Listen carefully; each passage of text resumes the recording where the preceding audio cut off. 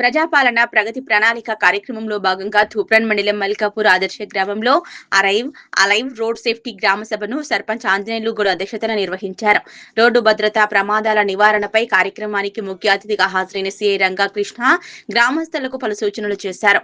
మద్యం సేహించి హెల్మెట్ లేకుండా వాహనాలు నడిపి ఎంతో మంది యువకులు ప్రాణాలు కోల్పోయిన విషయాన్ని సిఐ గుర్తు చేశారు. ప్రతి ఒక్క వాహనదారుడు ఇన్సూరెన్స్ తో పాటు డ్రైవింగ్ లైసెన్స్ కలిగి ఉండాలన్నారు. అనంతరం గ్రామ సమీపంలో బీటీ రోడ్డుపై ఏర్పడిన గుంతలను మట్టితో గ్రామ పంచాయతీ సహకారంతో పోలీసులు పూడ్చివేశారు. గ్రామంలో కార్యక్రమంలో ఎస్ఐ గంగరాజు, ఉప సర్పంచ్ స్వామి, టెక్నికల్ అసిస్టెంట్ సత్యం, పాలకవర్గ సభ్యులు, మేకిన్ యువత, అంగన్వాడీ టీచర్లు, ఐకేపీ వివోఏ గ్రామస్తులు పాల్గొన్నారు.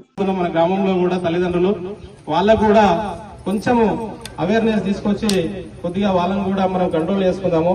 అదేదైనా ఉంటే కూడా సార్ వాళ్ళు కూడా ఇక్కడే సిఐ గారు, ఎస్ఐ గారు ఉన్నారు కాబట్టి మన గ్రామంలోనే అలాంటి వాటిని కంట్రోల్ చేసుకుంటూ వాళ్ళ దృష్టికి పోకుండా చేసుకుందామని తెలియజేస్తూ, మరి ఎందుకంటే మీకు సమయం ఎక్కువైతుంది కాబట్టి ఇప్పుడు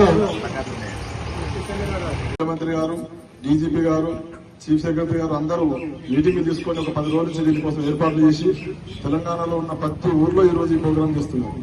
దీనివల్ల ఏంటంటే ఒక ఎగ్జామ్ మన మెదక్ జిల్లాలోనే పోయిన సంవత్సరం 350 మంది చచ్చిపోయారు.